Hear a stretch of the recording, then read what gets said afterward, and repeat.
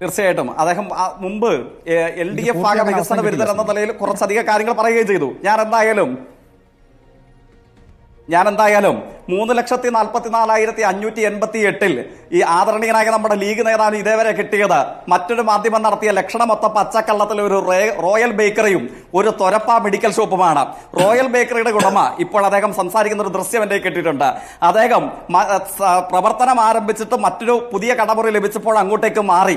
അതിനുശേഷം അദ്ദേഹത്തിന് ലൈസൻസ് ലഭിച്ചു. അദ്ദേഹം തന്നെ പിന്നീട് ഇത് വിശദീകരിക്കുന്ന ദൃശ്യം അന്ന് തന്നെ നമ്മുടെ സാമൂഹ്യ മാധ്യമത്തിൽ വന്നതാണ്.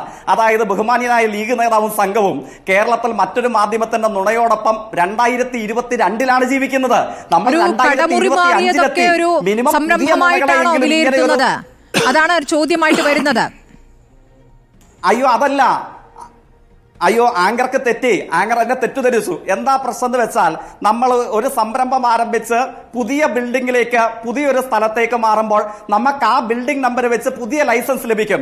അത് യൂണിയൻ ഗവൺമെന്റിന്റെയും സംസ്ഥാന ഗവൺമെന്റിന്റെയും കാലാകാലങ്ങളായിട്ടുള്ള നിയമമാണ്. അതിലങ്ങ് എന്നെ തെറ്റിദ്ധരിക്കരുത്. അത് നമ്മുടെ നാട്ടിൽ നിലവിലുള്ള നടപ്പ് ക്രമമാണ്. അതനുസരിച്ചാണ് ലൈസൻസ് ഇഷ്യൂ ചെയ്യാറുള്ളത്. അതൊക്കെ നാട്ടിലെ നിയമമാണ്. താങ്കളുടെ പരിഹാസമൊക്കെ മനസ്സിലായി. പക്ഷെ അതൊരു വലിയൊരു സ്റ്റാർട്ടപ്പിനുള്ള ഒരു സാഹചര്യം ഒരുക്കലായി വിലയിരുത്തുന്നതും അതിലെ ഒരു കണക്കിലേക്ക് പെടുത്താവുന്ന ഒരു കാര്യമാണോ എന്നുള്ളതാണ് ചോദ്യം. ഒരു നടപടിക്രമം എന്ന നിലയ്ക്ക് താങ്കൾ വിശദീകരിച്ച് മനസ്സിലാക്കാനാകുന്നു. ഞാനൊന്ന് ശ്രീ സണ്ണിക്കുട്ടിയിലേക്ക് പോകുന്നു. ശ്രീ സണ്ണിക്കുട്ടി എബ്രഹാം, താങ്കളെ വ്യക്തിപരമായി തന്നെ താങ്കൾക്ക് ഒരു മറുപടി നൽകിയാണ് ജേക്ക് ചെയ്തത്. പൂർത്തിയാക്കൂ. ഞാനൊരു വാചകം പറയാൻ അങ്ങനെ അനുവദിച്ചില്ലല്ലോ. അതായത് ബഹുമാനിയനായ ലീഗ് നേതാവിന് ആകെ 3,44,588 ഒരു തൊരപ്പ മെഡിക്കൽ ഷോപ്പും ഒരു റോയൽ ബേക്കറിയും മാത്രമേ കിട്ടിയിട്ടുള്ളൂ. അത് 2022 മുതലുള്ള ക്യാപ്സ്യൂളാണ്. അത് പുതുക്കണമെന്നുള്ളതാണ് ലീഗ് നേതാവിനോട് പറയാനുള്ളത്. പിന്നെ അദ്ദേഹം ആവർത്തിച്ച് ഞാൻ പറഞ്ഞു ഇത്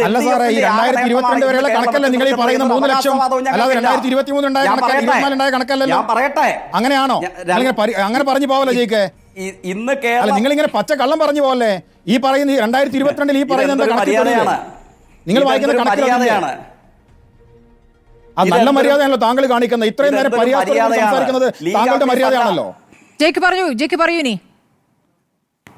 ആ ബോധ്യത്തിലാണ് ജയിക്ക് ഇവിടെ വന്നിരിക്കുന്നത്. ലീഗ് ഓഫീസ് അല്ലാന്ന് എനിക്കറിയാം. താങ്കൾ ആ ബോധ്യത്തിലാണ് ഞാൻ ഇവിടെ വന്നിരിക്കുന്നത്.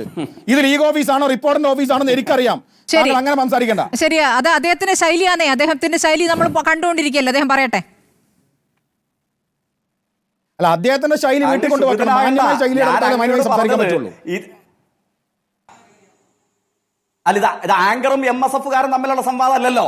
ഇത് ഞങ്ങളെ കൂടെ വിളിച്ചിരുത്തിക്കൊണ്ടുള്ള സംവാദമല്ലേ. അപ്പൊ എനിക്ക് പറയാനുള്ള അവകാശം എനിക്കുണ്ട്. ഞാൻ അവകാശ സമയത്താണ്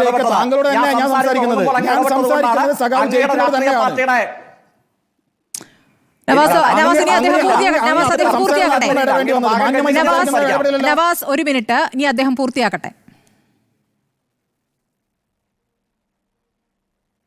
എനിക്ക് തർക്കത്തിന് താല്പര്യമില്ല ലീഗ് നേതാവേ. അങ്ങ് പറഞ്ഞല്ലോ അങ്ങയുടെ കൂടെ പാർട്ടിയുടെ സംഭാവനയുണ്ടെന്ന്. ഇല്ല എന്നൊന്നും ഞാൻ പറഞ്ഞിട്ടില്ല. കേരളത്തിന്റെ ആകെ സംഭാവന ഇന്ന് എത്തി നിൽക്കുന്ന നേട്ടങ്ങൾക്കകത്ത് പല പാർട്ടികൾക്കും പല നേതൃത്വങ്ങൾക്കും ഒക്കെ ബന്ധമുണ്ട്. പക്ഷെ ഇന്നൊരു അഭൂതപൂർവമായ വളർച്ചയുടെ ഘട്ടത്തിൽ നിൽക്കുന്നു. പിന്നെ അങ്ങ് വല്ലാതെ ക്ഷുഭിതനായി ലീഗ് നേതാവിന്റെ കാലയളവിൽ നിങ്ങൾ കമ്പ്യൂട്ടർ കണ്ടുപിടിച്ചു, അത് ആകെ കേരളത്തിൽ വ്യാപകമാക്കി എന്നൊക്കെ പറഞ്ഞ് ഞാൻ തിരിച്ച് CPM നേതാവിന്റെ പ്രതികരണം കാണാനൊന്നും പറയില്ല. റിപ്പോർട്ടറിന്റെ ഡെസ്കിലേക്ക് അയച്ചു കൊടുത്തൊരു വീഡിയോ ഉണ്ട്. ഒന്ന് കേൾപ്പിക്കാൻ കളറുറപ്പുണ്ടോ? കേൾക്കാൻ ലീഗ് നേതാവിന് കളറുറപ്പുണ്ടോ? ഇന്ത്യയുടെ പ്രതിരോധ മന്ത്രിയായിരുന്ന ആദരണീയനായ കേരളത്തിന്റെ മുൻ മുഖ്യമന്ത്രി AK ആന്റണി ലീഗിന്റെ നേതാവിനെ വേദിയിലിരുത്തിക്കൊണ്ട് പറയുന്നതാണ്, ഇന്ന് കേന്ദ്ര പദ്ധതി കേരളത്തിലേക്ക് കൊടുത്തയക്കാൻ എനിക്ക് ഭയമാണ്. സഖാവ് VSM സഖാവ് എളമരം കരീമോ ഉള്ളപ്പോൾ എനിക്ക് ഭയമില്ലായിരുന്നു. അവർ പിന്തുണ നൽകി. പറഞ്ഞത് ആരാ? ശശി തരൂരല്ല, AK ആന്റണിയാണ്. കേൾപ്പിക്കാനും കേൾക്കാനും ലീഗ് നേതാവിനും സംഘത്തിനും താല്പര്യമുണ്ടോ? കരളുറപ്പുണ്ടോ? പറഞ്ഞത് ഞങ്ങളല്ലല്ലോ. അപ്പൊ കൂടുതൽ വിശദീകരിക്കാൻ പോയാൽ ഇമാതിരിയുള്ള പ്രയോഗം തിരികെ കേൾക്കേണ്ടതായിട്ട് വരും. അത് തൊരപ്പ മെഡിക്കൽ ഷോപ്പും റോയൽ ബേക്കറിയും പോലെയുള്ള ക്യാപ്സ്യൂളല്ല. അത് നമ്മുടെ പബ്ലിക് മുമ്പിലാണ് അയച്ചു കൊടുത്തിട്ടുണ്ട്. അങ്ങൊന്ന് കേക്ക്. അതെന്താ ലീഗ് തടഞ്ഞു എന്നാണോ? ജയിക്കൊന്ന് വിശദീകരിച്ചോളൂ. അല്ല, ഞാൻ അങ്ങയുടെ ഡെസ്കിലേക്ക് അയച്ചു തന്നിട്ടുണ്ട്. ആദരണീയരായ നമ്മുടെ ഇന്ത്യൻ പ്രതിരോധ മന്ത്രി അങ്ങേക്ക് നേരെ കാണില്ല. നമ്മുടെ സമയപരിമിതി താങ്കൾക്ക് അറിയാമല്ലോ. താങ്കൾ വിശദീകരിച്ചോളൂ. സമയപരിമിതി ഉള്ളതാണ് പറഞ്ഞത്. പറഞ്ഞോളൂ. 40 സെക്കൻഡാ പറഞ്ഞത്. ആ 40 സെക്കൻഡ് വീഡിയോ പ്ലേ ചെയ്യാനുള്ള 40 സെക്കൻഡ് വീഡിയോ അങ്ങോട്ട് എഡിറ്റിലേക്ക് അയച്ച് ഇങ്ങോട്ടേക്ക് അയച്ച് പ്ലേ ചെയ്യാനൊക്കെ ഒരു സമയമുണ്ട്, സാങ്കേതികത്വം ഇതിലുമുണ്ട്. ശ്രീ ജെക്സി തോമസ്, ഞാൻ ശ്രീ സണ്ണിക്കുട്ടിയിലേക്ക് വരാം ഇടവേളയ്ക്ക് ശേഷം. ആ പദ്ധതിയുടെ പേര് പറ. ആ പദ്ധതിയുടെ ഇടവേളയ്ക്ക് ശേഷം തിരിച്ചെത്താം.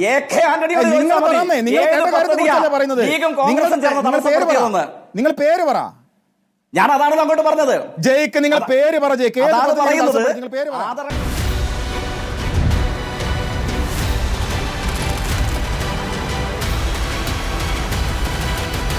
ഡിബേറ്റ് വിത്ത് സ്മൃതി പരുത്തിക്കാട്.